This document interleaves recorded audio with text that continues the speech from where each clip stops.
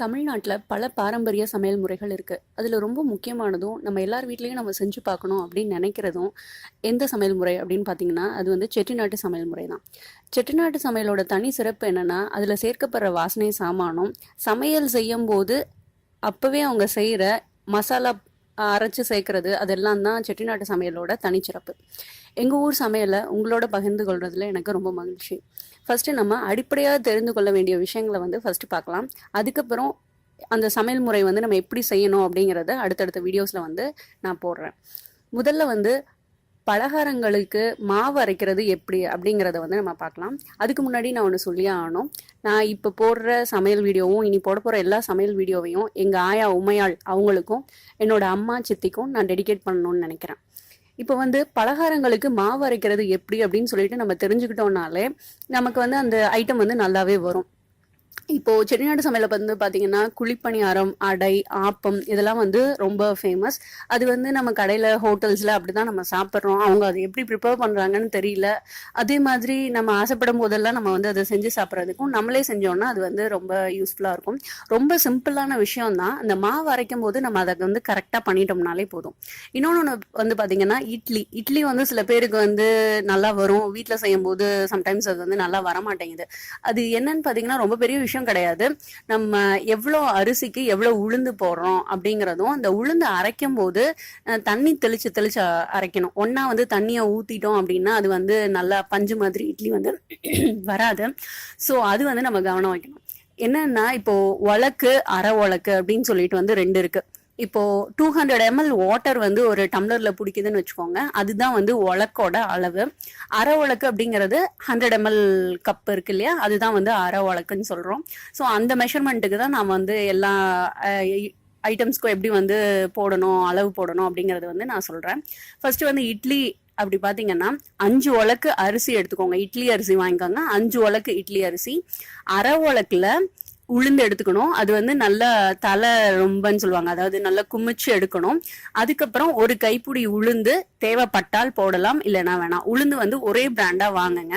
இப்போ உளுந்து வந்து கூடி போச்சு அப்படிங்கறது எப்படி கண்டுபிடிக்கலாம்னா, இட்லி வந்து ஊத்திட்டு பாத்தீங்கன்னா அப்படி தோல் மாதிரி வரும். ரொம்ப தடிமண் இல்லாம ரொம்ப லேசா வந்ததுன்னா உளுந்து அதிகமா போடுறீங்கன்னு அர்த்தம். ரொம்ப குண்டா வருது இட்லி அப்படின்னா உளுந்து வந்து குறைச்சு போடுறீங்கன்னு அர்த்தம். ஸோ நீங்க வந்து அது ஏத்த மாதிரி எப்படி போடணும் அப்படிங்கறத வந்து பாத்துக்கணும். ஒரே பிராண்ட் உளுந்து வாங்கினீங்கன்னா உங்களுக்கு வந்து அது எப்படி நம்ம கூட போடணுமா குறைய போடணுமா அப்படிங்கறது வந்து தெரிஞ்சுக்கலாம். இப்போ முதல்ல வந்து உளுந்து தான் போட்டு அரைக்கணும்.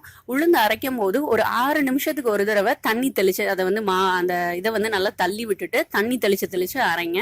அரை மணி நேரம் அரைச்சா போதும். அதுக்கப்புறம் அதை உளுந்து எடுத்துட்டு அரிசி போடணும். அரிசி 5 உலக்கு அரிசி நீங்க ஊற வச்சு அதை போடுங்க.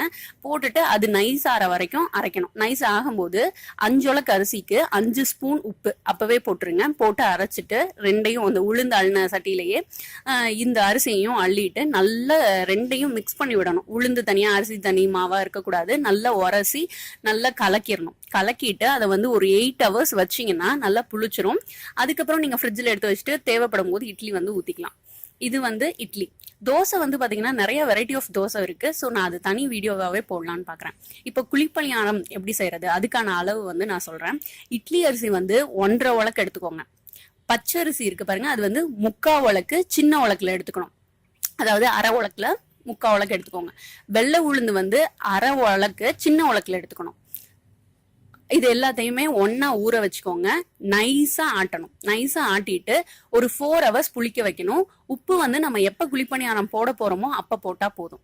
இப்ப குழிப்பணியாரம் நீங்க வந்து 4 hours ஊற வச்சிட்டீங்க, புளிச்சிருச்சு. இப்ப அதுல என்னென்ன சேர்க்கணும்னா, ஃபர்ஸ்ட் ஒரு பேன் வச்சு அதுல ஆயில் ஊத்திட்டு கடுகும் சின்ன வெங்காயம் நல்லா கட் பண்ணி வச்சுக்கோங்க. சின்ன வெங்காயம் பாத்தீங்கன்னா ஒரு கைப்பிடி இல்லைன்னா 2 கைப்பிடி நமக்கு பிரியப்படுற அளவுக்கு எடுத்துக்கோங்க. எடுத்துட்டு கடுகு வந்து எண்ணெயில கடுகு பொரிஞ்சதுக்கு அப்புறம் சின்ன வெங்காயத்தை போட்டுட்டு நல்லா வதக்கிடுங்க. வதக்கிட்டு அதை இந்த மாவுல கொட்டிருங்க. தேங்காயை துருவி தேங்காய் கொஞ்சம் சேர்த்துக்கோங்க. ஒரு அரை மூடி அந்த அளவுக்கு தேங்காய் வந்து சேர்த்துக்கலாம். அப்புறம் கருவேப்பிலையும் கொத்தமல்லியும் நல்லா சின்ன சின்னதா கட் பண்ணி அதுல போட்டுருங்க. உப்பையும் இந்த டைம்ல வந்து ஆட் பண்ணுங்க. ஆட் பண்ணிட்டு குழிப்பணியாரம் ஊத்தலாம். குழிப்பணியாரம் ஊத்தும் போது அந்த நம்ம வந்து நான்ஸ்டிக்கை விட கல் குழிப்பணியாரம் அந்த இது விற்கிறாங்க சட்டி, அதை வாங்கிக்கோங்க. ஃபர்ஸ்ட் குழிப்பணியாரம் ஊத்துறதுக்கு முன்னாடி அந்த ஒவ்வொரு குழியிலையுமே வந்து எண்ணெய் வந்து ஊத்தி விட்டுருங்க. எண்ணெய் ஊத்திட்டு அதுக்கப்புறம் அந்த குழியில அரை அளவுக்கு தான் மாவு ஊற்றணும். அப்பதான் நம்ம ஏன்னா அதை வந்து திருப்பி போட்டு வேக விடணும். ஸோ அரை அளவுக்கு மாவு இருக்க மாதிரி ஒரு சின்ன கரண்டியில எடுத்து நீங்க அந்த ஒவ்வொரு குழியிலையுமே ஊற்றணும். ஊத்திட்டு சிம்ல வச்சே பண்ணுங்க. ஊத்துனதுக்கு அப்புறமா கொஞ்சம் அந்த அவுட்டர் லேயர் வந்து ப்ரௌனா உங்களுக்கு தெரியும் போது அதை திருப்பி விடுங்க. திருப்பி விட்டு வேக விடணும். அப்பயும் கொஞ்சம் எண்ணெய் ஊத்துறது நல்லது. ஸோ இந்த மாதிரி பண்ணீங்கன்னா குழிப்பணியாரம் ரொம்ப 2 பக்கமே நல்லா மொறுன்னு இதாகி நல்லா வரும். இப்போ பெரியவங்க எல்லாம் சாப்பிட்றாங்கன்னா கொஞ்சம் எண்ணெய் அளவு வந்து கம்மி பண்ணிக்கோங்க. தேவையான அளவு மட்டும் ஊத்திக்கோங்க. அடுத்தது வந்து பாத்தீங்கன்னா அடைக்கு வந்து இட்லி அரிசி 3/4 உலக்கு, இதெல்லாமே பெரிய உலக்குல எடுத்துக்கோங்க. இட்லி அரிசி 3/4 உலக்கு, பச்சை அரிசி அரை உலக்கு. இது ரெண்டையும் தனியா ஊற வச்சிருங்க. ஒரு பாத்திரத்துல கடலைப்பருப்பு, துவரம்பருப்பு, உளுந்து, இது 3யுமே 1 உலக்கு அளவு வர மாதிரி எடுத்துக்கணும். கடலைப்பருப்பு கொஞ்சம் கூட போட்டுக்கோங்க. இது வந்து 1 உலக்கு. இதை தனியா ஊற வச்சிடணும்.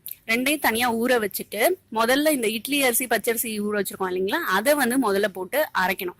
அது ஆட்டும் போது சோம்பு, சீரகம், இஞ்சி, 6 சின்ன வெங்காயம், வரமிளகா ஒரு 4, இதை வந்து அந்த அரிசி ஆட்டும் போதே இதையும் போட்டு ஆட்டிடணும். ஸோ இது எல்லாமே வந்து நைஸா ஆட்டிரும். ஆட்டினதுக்கு அப்புறமா இந்த பருப்பு போட்டிருக்கோம் பாருங்க, ஊற வச்சிருக்கோம்ல, அந்த பருப்பை வந்து அதோடவே போட்டு மறுபடியும் ஆட்டணும். ஆட்டும் போது இந்த பருப்பு வந்து 1-2 ஆட்டினா போதும், ரொம்ப நைஸா வரக்கூடாது. ஏன்னா அடை வந்து கொஞ்சம் நமக்கு சாப்பிடும் போது கிறிஸ்பா இருக்கணும், தோசை மாதிரி வந்துடக்கூடாது. ஸோ வந்து பருப்பை வந்து கொஞ்சம் 1 பாதியமா ஆட்டிக்கோங்க. ஆட்டி எடுத்துக்கோங்க. உப்பு வந்து இப்பவே கூட போடலாம்.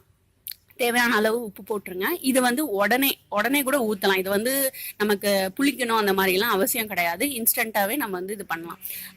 நம்ம அடை ஊத்துறதுக்கு முன்னாடி கொத்தமல்லி, சின்ன வெங்காயம், கருவேப்பிலை, தேங்காய், இது எல்லாமே அதுல ஆட் பண்ணலாம். கொத்தமல்லி எவ்வளவு நிறைய போடுறீங்களோ அந்த அளவுக்கு ரொம்ப டேஸ்டா இருக்கும். சின்ன வெங்காயமும் அந்த மாதிரி தான். இது அளவு கிடையாது, நம்மளோட இஷ்டம்.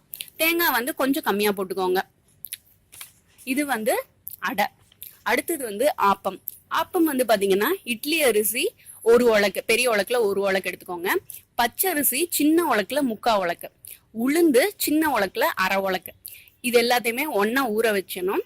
ஊற வச்சுட்டு ஆட்டணும். அது வந்து நைஸா ஆட்டிடுச்சு. இப்ப நீங்க அள்ள போறீங்க. அந்த டைம்ல வந்து ஒரு கைப்பிடி வெந்த சாதம் இருக்கு இல்லையா, நல்லா நம்ம சாதம் வடிக்கிறோம் இல்லையா, அந்த சாதத்துல ஒரு கைப்பிடி போட்டுட்டு அதையும் நல்லா ஆட்டினதுக்கு அப்புறமா எடுத்துருங்க. 8 ஹவர்ஸ் புளிக்க வைங்க. புளிக்க வச்சுட்டு எப்ப ஊத்த போறீங்களோ அப்ப வந்து உப்பு வந்து ஆட் பண்ணிக்கணும். இது எதுக்காக இந்த இது சாதம் போடுறோம்னா நல்லா ஆப்பம் வந்து நல்லா உப்பி பஞ்சு மாதிரி நல்லா வரும். அதுக்காக தான். இப்போ ஆப்ப சட்டினே விக்கிறாங்க. நீங்க ஏன்னா நம்ம தோசை சட்டியில வந்து ஆப்பம் பண்ணக்கூடாது, ஆப்பத்துக்குன்னே சட்டி இருக்கு. அந்த சட்டி வாங்கி நீங்க அதுல ஆப்பம் பண்ணீங்கன்னா தான் நல்லா இருக்கும். அதை வந்து ஆப்பத்துக்கு மட்டுமே யூஸ் பண்ணணும், வேற எதுக்கும் யூஸ் பண்ணக்கூடாது. ஸோ ஆப்பம் வந்து அந்த மாதிரி பண்ணும். ஆப்பம் வந்து நீங்க ஒரு 4-5 ஊத்திட்டு இதுக்கு காம்பினேஷன் வந்து பாத்தீங்கன்னா தேங்காய் பால்ல வந்து சுகர் ஆட் பண்ணி வச்சுக்கோங்க. அதை வந்து இந்த ஒரு ஆப்பம் ஊத்துனதுக்கு அப்புறம் அந்த தேங்காய் பால் ஊத்துங்க. மறுபடியும் இன்னொரு ஆப்பம் அது மேலே வைங்க. திரும்பி தேங்காய் பால் ஊத்துங்க. அந்த மாதிரி ஒரு 3 ஆப்பம் வச்சுட்டு தேங்காய் பால் ஊத்திட்டு நல்லா அது வந்து ஊறிடும். அதனால பிரெட்ல நம்ம எப்படி பால் ஊத்தினா ஊறுது பாருங்க, அந்த மாதிரி அது ஊறினோடனே சாப்பிட்டோம்னா ரொம்ப டேஸ்டியா இருக்கும்.